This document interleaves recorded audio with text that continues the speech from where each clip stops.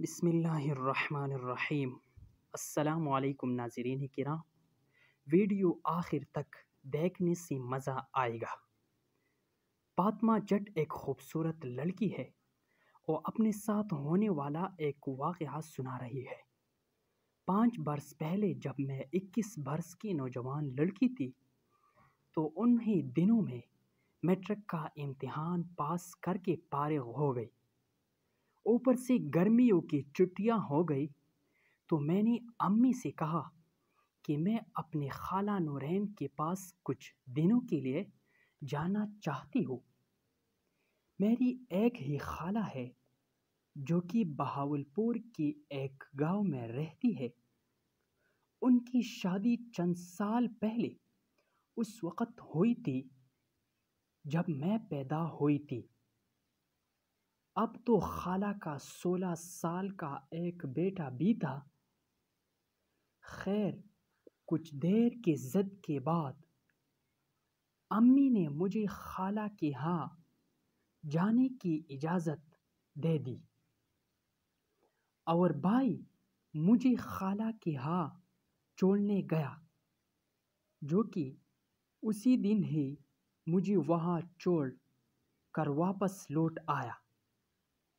میری خالہ مجھے اپنے گھر دیکھ کر بہت خوش ہوئی۔ اس نے صاف کہہ دیا کہ اتنے عرصہ بعد آئی ہو تو اب 1 مہینے سے پہلے واپس جانے نہیں دوں گی، بس آرام سے یہاں رہو۔ مجھے پہلی نظر میں خالہ کا بیٹا بہت پسند آیا، جو کہ بہت خوبصورت تھا، لیکن عمر میں مجھ سے بہت چھوٹا تھا۔ لیکن خالو میرا بہت عجیب قسم کا شخص تھا۔ اس کو دیکھ کر خوف آتا تھا۔ کسی وقت تو میں اس کو دیکھ کر ڈر سی جاتی تھی۔ نہ جانے خالہ جو کہ اتنی حسین تھی، پتہ نہیں اس کے دام میں کیسی پھنس گئی تھی اور اس سے شادی کر بیٹھی۔ میری امی نے مجھے بتا رکھا تھا کہ آپ کے خالو نے گاؤں میں کچھ ایسے کام کر رکھے ہیں کہ انہیں خاندان کی خواتین منہ بھی نہیں لگاتی۔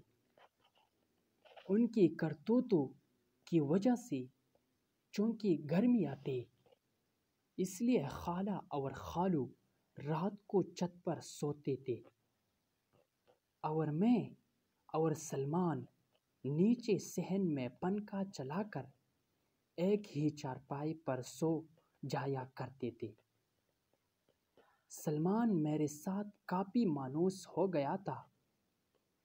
ایک رات میری آنکھ کھل گئی تو نیند نہیں آ رہی تھی، تو میں نے چھت پر جانے کا سوچا، لیکن اندر سے ڈر بھی لگ رہا تھا کہ کیا معلوم اوپر خالو جاگ رہا ہو اور کیا سوچے گا کہ یہ آدھی رات کو یہاں کیا لینے آئی ہیں۔ میں آپ کو پہلے ہی بتا چکی ہوں کہ مجھے خالو کی شخصیت عجیب پر اسرار سے لگتی تھی اور سارا دن مجھے عجیب سی نظروں سے دیکھتا رہتا تھا، لیکن جب میں ان کو دیکھتی تو مسکرانے لگتا تھا۔ خالہ ان کے سامنے کم ہی بات کرتی تھی اور مجھے یوں معلوم ہوتا تھا کہ جیسے خالہ ان سے ڈرتی ہو۔ لیکن ایک بات یہ بھی تھی کہ خالو نے گھر میں خالہ کو ساری آسائش مہیا کر رکھی تھی، جس کی کسی بھی عورت کو خواہش خیر۔ اب میں نے دبے پاؤں چھت پر جانے کا سوچا، چنانچہ میں دبے پاؤں چھت پر چلنا شروع ہو گئی۔ ایک ایک سیڑھی پر بنا آواز پیدا کیے قدم رکھتے ہوئی میں چھت کی بالکل پاس پہنچ گئی۔ میں جیسی ہی چھت کے قریب پہنچی، میرے کانوں میں کچھ عجیب سی آوازیں پڑ رہی تھی، جیسی کوئی تکلیف سے کراہ رہا ہو، جیسی کوئی حیوان غرا رہا ہو، یا جیسی کوئی کسی چیز کو زور زور سے فرش پر رگڑ رہا ہو۔ میں پریشان ہو گئی کہ آخر چھت پر ایسا کیا ہو سکتا ہے۔ خیر میں نے ڈرتے ڈرتے سر اوپر نکال کر دیکھا تو چاند کی روشنی میں ایک عجیب منظر دیکھا۔ خالو چارپائی پر لیٹا تھا اور خالہ اس کے سر میں سرسوں کے تیل سے مالش کر رہی تھی۔ خالو کبھی منہ سے عجیب سی آواز نکالتا اور پھر خاموش ہو جاتا۔ میں یہ سب دیکھ کر بہت حیران ہوئی۔ اتنی میں اچانک خالہ نے گردن گھما کر میری طرف دیکھ لیا اور مسکرا کر کہا کہ آ جاؤ بیٹا، یہاں آ جاؤ۔ میں خالہ کو اپنی طرف پا کر ڈر گئی اور جلدی سے نیچے اتر کر چارپائی پر جا کر لیٹ گئی۔ میں سوچ میں تھی کہ یہ کیا ماجرا ہے۔ انہی سوچوں میں گم تھی کہ میں سو گئی۔ جب صبح آنکھ کھلی تو خالہ کچن میں کام کر رہی تھی اور خالو گھر پر نہیں تھی۔ میں منہ ہاتھ دھو کر ان کے پاس چلی آئی۔ وہ میرے لیے ناشتہ تیار کرنے لگے تو اچانک میرے ذہن میں رات والا منظر آ گیا۔ میں جھٹ سے ان سے سوال کر ڈالا۔ اس سے پہلے کہ میں کچھ بولتی، خالہ مجھے بتانے لگی کہ ان کے سر میں عجیب سا درد اٹھتا ہے، تو اسی وجہ سے میں ان کے سر میں تیل ڈال کر مساج کر دیتی ہوں۔